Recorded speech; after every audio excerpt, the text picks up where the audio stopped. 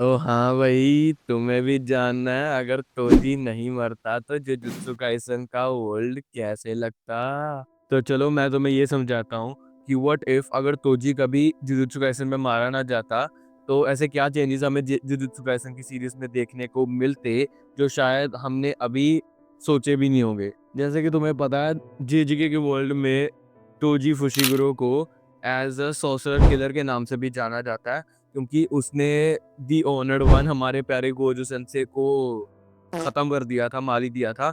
वो तो reverse curse technique की वजह से गोजो वापस आ गया। ना ही तोजी के पास कोई कर्स एनर्जी थी, बट स्टिल वो स्पेशल ग्रेड सॉर्सरर्स को भी डोमिनेट कर देता था। सो यू कैन इमेजिन कि वो कितना ज्यादा पावरफुल था अपने स्किल के अंदर। Why does this thing even matters? क्या क्या ही चेंज कर देता अगर तोजी ना मरता? अगर तो तुम ये सोच रहे हो कि ज्यादा बड़े कोई चेंजेस ना आते तो शायद यू आर रॉन्ग। अगर तोजी ना मरता तो शायद गोजो कभी स्ट्रॉन्गेस्ट बन ही ना पाता, क्योंकि तोजी की डेथ ही एक पिवोटल मोमेंट था गोजो की एवोल्यूशन को एक पूरा स्ट्रक्चर देने का। अगर ये चीज हुई ना होती तो शायद गोजो के पास पूरी पावर्स जो उसने अभी अनलॉक करी है सिक्स आइज की, वो शायद उसके पास कभी होती ना। जो उसका हॉलो पर्पल था, ये जो यहाँ आ रहा है ना, ये वाला, ये कभी गोजो के पास होता ही ना। और शायद जो मेगुमी की करेक्टर डेवलपमेंट है वो बिल्कुल ही चेंज हो जाती, क्योंकि तोजी कभी मरता ही ना तो वो गोजो से रिक्वेस्ट ना करता कि उसके बेटे को वैसे जेनिन क्लैन वाले उठा लेंगे तो उसे बचा ले। तो बट इंस्टेड जो मेगुमी है वो जेनिन क्लैन का पार्ट बन जाता और देन वही फकअप चलता हर पूरे टाइम। तो सबसे पहला सवाल दिमाग में यही आता है कि तोजी बचता कैसे, क्योंकि हॉलो पर्पल ने उसका लगभग आधा शरीर तो फाड़ ही दिया था। तो इसमें मैं कहीं न कहीं 2 चीज़ें रख सकता हूँ कि जैसे कैनन में तो मार ही दिया था ना गोजो ने हॉलो पर्पल करके उसका उसको आधा काट दिया था। बट अगर इस अल्टरनेटिव में हमें ये देखने को मिलता कि या तो तोजी कभी इगोइस्टिकली गोजो के साथ फाइट करने ना आता, जो कि मुश्किल था थोड़ा-सा, क्योंकि तोजी को अपने आप पे इतना कॉन्फिडेंस था, उसमें कॉन्फिडेंस बहुत था कि वो गोजो के साथ फाइट करेगा, चाहे वो जीते, चाहे वो ना जीते, उसे फ़र्क नहीं पड़ता। मोटिवेशन। तो ये एक चीज़ ये थी कि शायद वो ना लड़ने जाता और या गोजो को मार के, गेटो को मार के वो वहीं से भाग जाता इंस्टेड ऑफ फाइटिंग। बट ये थोड़ा मुश्किल है, ये शायद ना ही करता वो। लेकिन जो दूसरी चीज़ है, वो शायद उसके होने के चांसेस बहुत ज़्यादा थे। वो है कि केंजाकू इन दोनों के बीच में आता, और क्योंकि केंजाकू वाज़ 1000 ईयर ओल्ड, उसे पता था कि तोजी एक कितना ज़्यादा सुपीरियर वेपन की तरह काम आ सकता है केंजाकू के लिए इन फ्यूचर।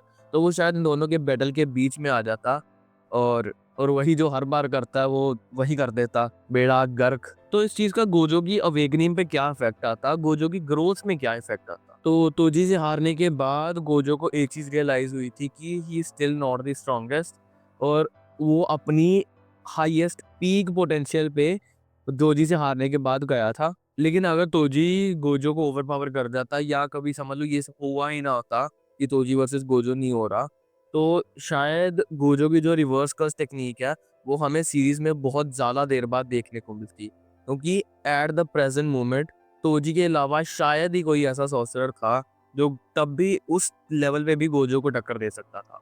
तो हमें रिवर्स कर्स टेक्निक और ये जो हॉलो पर्पल है, ये सीरीज में थोड़ा आगे जाकर देखना पड़ता, और बिकॉज ऑफ कि आगे जाके हमें देखने को मिलती है, तो शायद ये भी हमें प्रॉब्लम है कि तब वो उस चीज़ को मास्टर नहीं करा होता उसने। तो लाइक जैसे इस टाइम कैनन सीरीज में तो उसने पहले से करा, मतलब पहले अनलॉक कर ली, बाद में उसको थोड़ा बहुत मास्टर कर लिया कि जब जैसे सुकुना वगैरह से फाइट हो रही है तो उसने मास्टर करा हुआ। लेकिन अगर ये होता कि सुकुना के टाइम ही उसकी अवेकनिंग होती, तो शायद वो इतना ज़्यादा इफेक्टिव ना होता सुकुना के अगेंस्ट। तो सबके दिमाग में ये चीज़ तो आई होगी, इन दोनों बाप बेटों का होगा क्या? क्या ये मतलब अलायंस बनाकर आगे जाके लड़ेंगे या एक दूसरे के साथ ही लड़ेंगे? तो ये चीज़ इन दोनों फैक्टर पे डिपेंड करती है। एक तो तोजी की मोटिवेशन, और दूसरा मेगुमी का रिएक्शन, कि अगर तोजी मेगुमी से पूछता है तो फिर आगे मेगुमी क्या जवाब देगा कि उसने रीयूनाइट करना है कि नहीं करना। तो जैसे तोजी ने मेगुमी को जेनिक क्लैन को सोल्व कर दिया था, भेज दिया था, जस्ट कि जस्ट बिकॉज कि वो ज़ेन क्लैन है, उसमें जाकर मेगुमी थोड़ा स्ट्रांग हो जाएगा, उसे फाइट करने का पता लग जाएगा कि फाइट कैसे करते हैं। बट इन रियलिटी अगर ये चीज़ होती है, मेगुमी ज़ेनिन क्लैन के पास जाता है, तो इट्स डेफिनेटली फॉर श्योर कि ज़ेनिन क्लैन उसे टॉर्चर करेंगे। और ये टॉर्चर देख मेरे ख्याल से तो तोजी ना सहता, और जी जाकर बोलता जी ये तो बात गलत कर दी आपने, और शायद वो ज़ेनिन क्लैन ही वाइप आउट कर देता। क्योंकि तोजी वॉज दैट केपेबल, वो आराम से ज़ेनिन क्लैन को खत्म कर सकता था, क्योंकि at that time Zenin clan में ज़्यादा स्ट्रॉन्ग बीइंग्स है नहीं थे। लेकिन जैसा तोजी है, मेरे ख्याल से तो वो मेगुमी को ट्रेन नहीं करेगा। बट हाँ, वो एक ऑफर ये दे सकता है कि राइट पाथ दिखा सकता है मेगुमी को कि ये एक सही पाथ है, इस पे चलना है तो चल, नहीं तो तेरी मर्जी, जो मर्जी कर।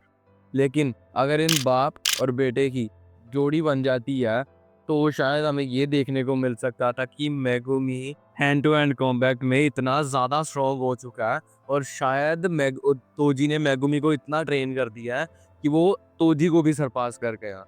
एंड तुम सोचो, Toji was a national level threat, तो मेगुमी किस लेवल का थ्रेट हो जाता? तो फिर तो शायद मेरे ख्याल से मेगुमी इतना स्ट्रॉन्ग हो चुका होता कि वो जुजुत्सु हाई भी ज्वाइन ना करता, क्योंकि जुजुत्सु हाई का मेन यही था कि दुनिया को बचाना है।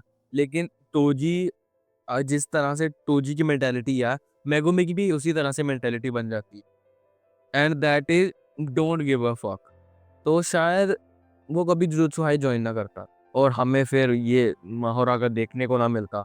So sad. तो ये तो है कि तोजी की जेनिन क्लैन से बहुत क्यूरियोसिटी थी, तो अगर वो बच जाता गलती से, तो जेनिन क्लैन तो ना बचता, तो शायद वो जेनिन क्लैन को वाइप आउट कर देता, और फिर या तो वो खुद जेनिन क्लैन को कंट्रोल करता, और या ऐसे ही आवारा छोड़ देता खत्म करने के बाद। तो माकी और माई का क्या बनता?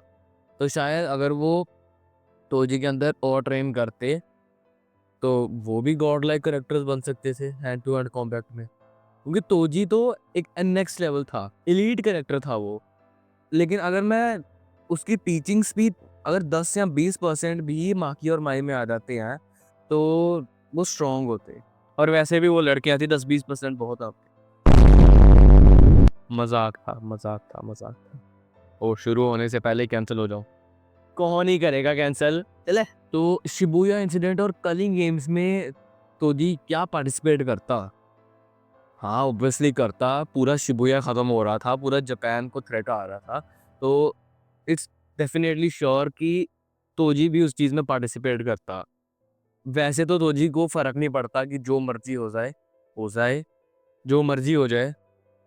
तो लेकिन हाँ, कहीं न कहीं किंजाकू का प्लान, जो इविल प्लान था, उसे देख के थोड़ी तो किलस थी उसकी, और इसी चक्कर में वो शायद किंजाकू मार देता, एंड वो पार्टिसिपेट करता, but not as an ally of Jujutsu High, but as a lone wolf. वो अकेला ही सबके साथ भिड़ने जाता, और मोस्टली वो सबको मार ही देता। जैसे रीइंकार्नेटेड जो जी था, उसने उसने ड्रैगन को बड़े इजीली हरा दिया था, और उसी तरह से शायद वो बाकी की स्पिरिट्स को भी हरा देता, जो नॉर्मल नॉर्मल लेवल के थे, और सुकुना के साथ थोड़ा भिड़ता। फिर उसे पता लगता कि ये मेरे बस का है नहीं, तो वो चला जाता। यही होता मेरे ख्याल से। हाँ, ये है, शायद माहोरा का समझ ना होता, क्योंकि तोजी को पता था माहोरा का कितनी डिस्ट्रक्शन कर सकता है, तो शायद वो मेगुमी को कभी ये पॉइंट रखने ही ना देता, ये चीज़ कभी करने ना देता। तो उसकी वजह से आगे जाकर बहुत सारे चेंजेस आते। जिन्होंने मांगा पढ़ी है उनको पता होगा भाई, बहुत ज़्यादा चेंजेस आते। इस केंजाकू से क्या तोजी हार जाता? अरे नहीं, इससे कौन आता है? तो केंजाकू के गेम्स तो वो बहुत ही इजीली शायद उसको जीत जाता, वो ऑफ गार्ड उसको कैच कर लेता और आराम से मार देता। बट सुकुना के अगेंस्ट थोड़ी प्रॉब्लम होती, क्योंकि सुकुना के पास कर्स एनर्जी बहुत हाई लेवल तक थी, तो शायद उसे तो तोजी नहीं हरा सकता था, क्योंकि ऑल्दो तोजी के पास इंसेन रिफ्लेक्सेस थे, पावर थी, बॉडी थी, सब कुछ था, बट कहीं न कहीं उसके डोमेन एक्सपेंशन हो गए, उन सब के आगे वो थोड़ा फीका पड़ जाता है। मैं उसे वीक नहीं कह रहा, बट हाँ, सुकुना के आगे वो थोड़ा वीक है, मानना पड़ेगा ये। वैसे मेरी स्क्रिप्ट में एक और पॉइंट था कि मतलब वो फाइट के अगेंस्ट, जैसे जोगो के साथ फाइट है उसमें कैसा तोजी परफॉर्म करता उनके अगेंस्ट। लेकिन ये चीज़ ना मैं शॉर्ट्स में कवर करूँगा क्योंकि मेरे को चाहिए व्यूज़। तो बस यही था वीडियो में। हाँ, एक कंक्लूजन दे जाता हूँ, मतलब क्या-क्या चेंजेस आते हैं उसका एक जो छोटा ओवरव्यू दे जाता हूँ। एक तो गोजो की अवेकनिंग बहुत लेट होती, दूसरा ज़ेनिन क्लैन खत्म था, तीसरा मेगुमी की अपब्रिंगिंग जो है वो थोड़ी स्ट्रॉन्ग होती, और चौथा हमें दोजी और देखने को मिलता जे गेम में, जो कि ज़्यादा बढ़िया सबसे। और कहीं न कहीं कलिंग गेम्स में भी उसका बहुत हाथ होता, शिबुया इंसिडेंट में भी वो बहुत ज़्यादा हेल्प करता, कर्स पीरियड्स को वो बहुत जल्दी खत्म कर देता, जैसे जोगो वगैरह थे उसको तो मार ही देता। वो जो चलो थोड़ा कर देता है मतलब छोड़ देता है, लेकिन तोजी नहीं छोड़ता, वो मार देता। तो और आगे जाके शायद सुकुना कभी मेगुमी की बॉडी के ऊपर भी वो ना करता, कभी माहोरा का समन ना होता, बहुत सारे चेंजेस होते। तो that's it for the video. ये वीडियो तो अच्छी लगी होगी, मेरे को रिकॉर्ड करने में पर्सनली बहुत अच्छा लगा ये। आपको अच्छा लगा हो तो और अच्छा लगेगा मेरे को, इसलिए अच्छा ही अच्छा हो जाएगा। तो टिल देन होप करता हूँ कि आप फिर से मेरी वीडियो देखने आओगे। तब तक के लिए बाय बाय।